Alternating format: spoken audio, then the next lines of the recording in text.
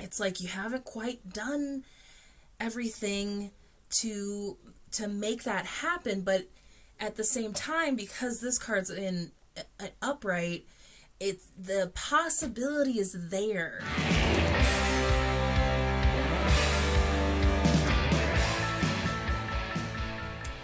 Hi Gemini, so good to see you. Thank you so much for being here. Make sure you go watch the general reading, the Temperance card reading for the collective for Sagittarius season, and also make sure to go watch your tarot scopes for your moon and rising sign also. I hope you had a good Scorpio season. Let's see what Sagittarius season has in store for you. Okay. This is interesting because we're starting off with the Emperor in reverse, and this is extremely similar to the Sagittarius reading, and I find that very kind of serendipitous because Gemini and Sagittarius are on the opposite ends of they polarize each other in the zodiac wheel, and we have your full moon this season. So it seems like you and Sagittarius are definitely tapping into similar energies of putting your armor down, letting yourself be soft, letting yourself be vulnerable around the people that you love and trust. Anytime the Emperor comes up in reverse, it's really about surrendering instead of putting up your defenses.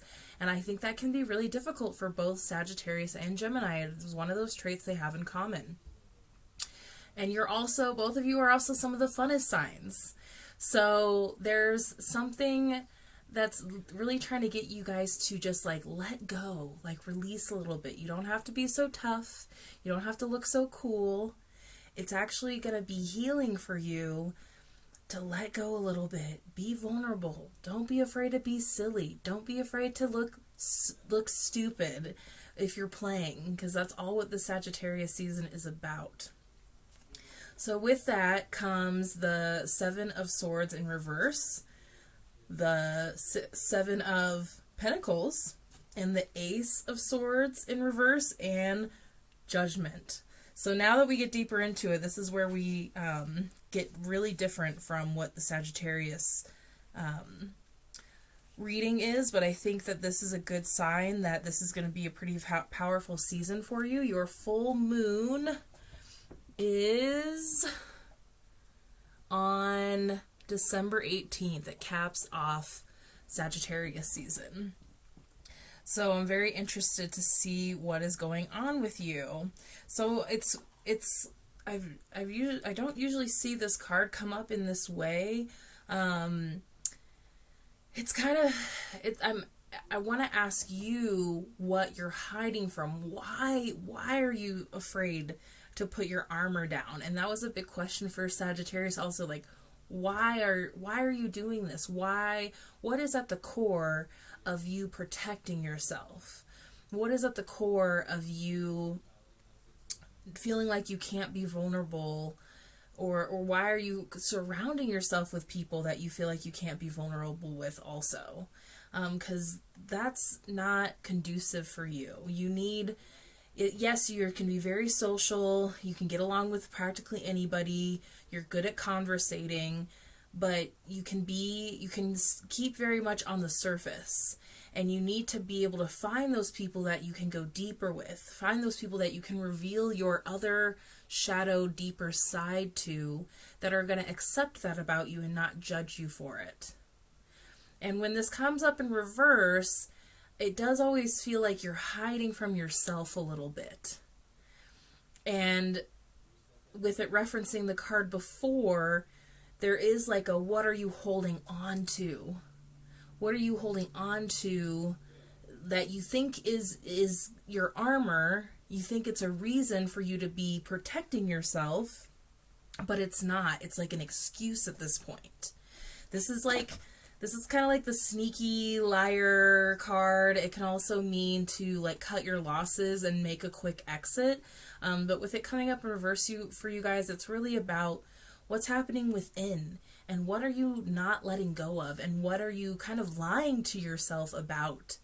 about being like, no, I'm fine. I do this because of this. And it's like, should that be an excuse why we do this anymore? It's kind of like when people become adults and have very toxic traits and they're like, well, I did this because my parents did this to me when I was younger. I'm a child of divorce. Like, there should be a certain point where we stop blaming our parents for stuff and take responsibility for our own actions, or seek out different help so that we're not doing those things anymore that are from our past, that are outcomes of past traumas and past experiences. This is not to invalidate your traumas. It's so that you can find a way to validate them, to heal them, to move past them so they do not rule your life anymore.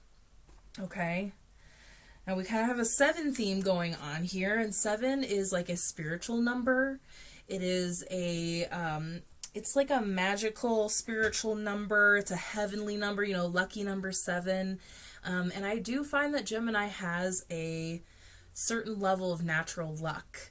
My brother was a Gemini, and he was always just naturally lucky at games, at gambling, just any sort of like risk taking. Like, he just kind of got lucky with things. And so there's something about this 7 energy that's carrying through, and I like that it's carrying through from the swords to the pentacles here, because the 7 of Pentacles comes up when there's a need for patience.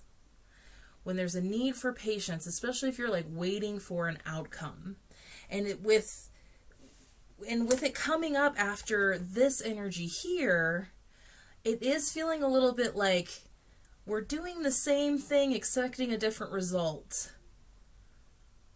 And that can be the definition of insanity. So you're like, well, I want this thing. Why aren't I getting it? It's like, well, what are you doing? What patterns are you repeating? Why do you think all of a sudden you're going to get something different, something new, when you keep living the way that you've always been living and you haven't changed, you haven't grown? And I'm not saying that that every Gemini out there just isn't changing, but I think you guys can get a little stuck and in your patterns. It's not really you get stuck in a place, because you guys can be also constantly on the move as air signs, but it's like you get stuck in these patterns. And so you're waiting for something to happen, but you might not be doing everything you can to produce the fruit that you're waiting to produce. This card's very much about you've planted your seeds, you've watered them, they've started to grow, and now you're like, okay, I want my fruit, I want my veggies, I want my harvest, I want my crops, and it just doesn't work that way. And you have to continue to tender your crops in order for them to keep thriving and for them to finally produce good, ripe harvest, good, ripe fruits and vegetables. And so with this, it coming up with the 7 of Swords energy, it's like you haven't quite done everything to make that happen, but at the same time, because this card's in an upright, the possibility is there. There's still the possibility. It's like you've been doing most of the work, but what else can we be doing? Ace of Swords in reverse. So again, there's like this resistance here to doing things in a new way. And with it coming up as the Ace of Swords, it's really about new ideas, new ways of thinking, new ways of looking at stuff, new ways of communicating. So there needs to be an openness here. And really, this is like cutting off those old patterns that we were talking about. Figuring out how to cut off these old things that you keep repeating and thinking that like it's going to be different, but if you really looked at it, you're kind of still doing the same cycle, the same pattern, expecting something new, and you're like, well, why isn't it different? Why isn't it changing? Like this is kind of like the light bulb card, where it's like the idea, ding, light bulb.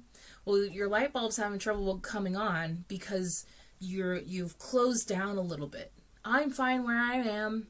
I've learned how to protect myself. I don't have to be vulnerable. I've learned how to avoid the right things. I've learned how to avoid myself at the right times.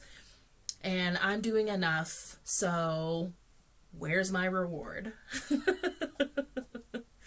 It's very young Gemini, very unevolved Gemini, and I know you're better than that, Gemini, because you have way more capability for growth than you even know, and more than a lot of people give you credit for. So know that this is a possibility for you.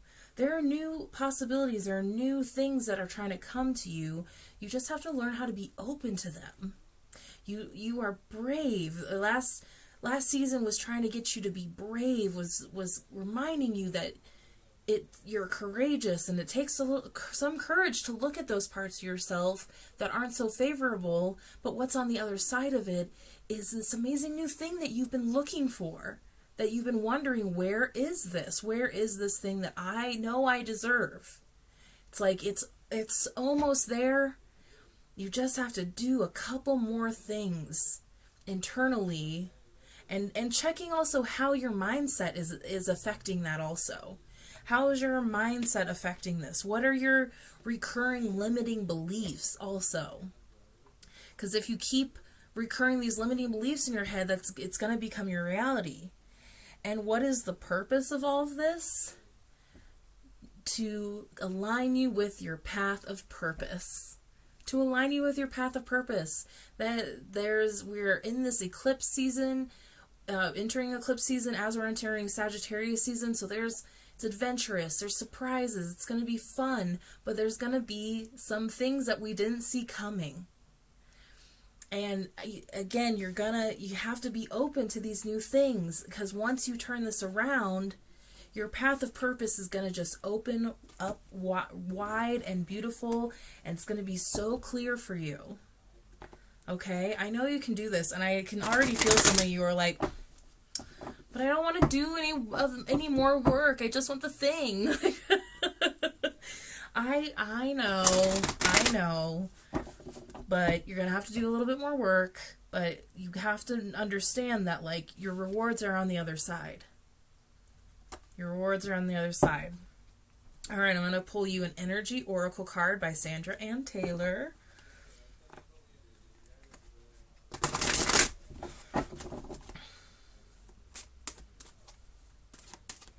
So if you need some more insight about this, if you're really having a hard time figuring out what personally for you this opening is, or personally trying to having trouble figuring out what patterns you're repeating and you might not be sure about, you can reach out to me for a one-on-one, and we can really pinpoint what these things are and pinpoint what actions you need to take in order to change this for you, to open up your path of purpose.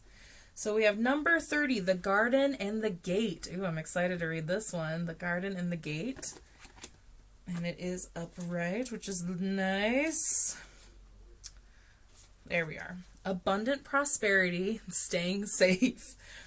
This card shows a peaceful young woman in a beautifully blossoming garden with colorful flowers all around.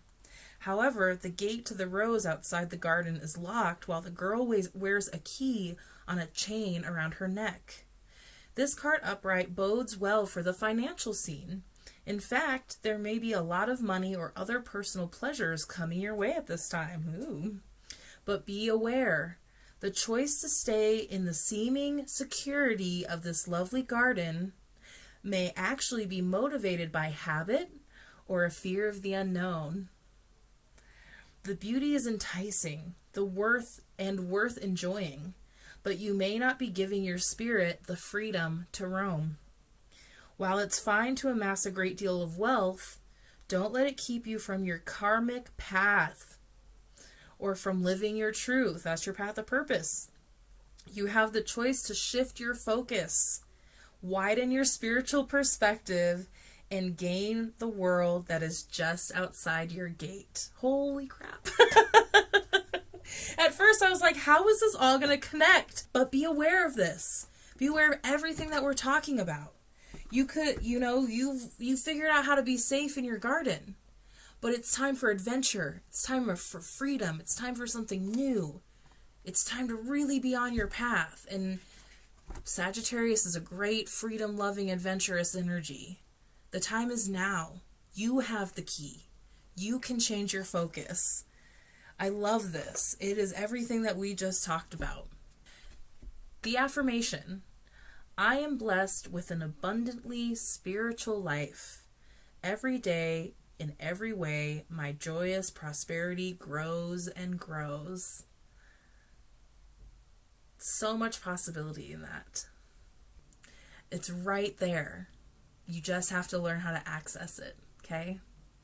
Cool. I'm so excited for you, Gemini. Please let me know what resonates and how your season is going. If you need any other support, I'm here for you. Go watch your taroscopes for your moon and rising sign and the Sagittarius Temperance card reading. And I will see you for Capricorn season. Bye.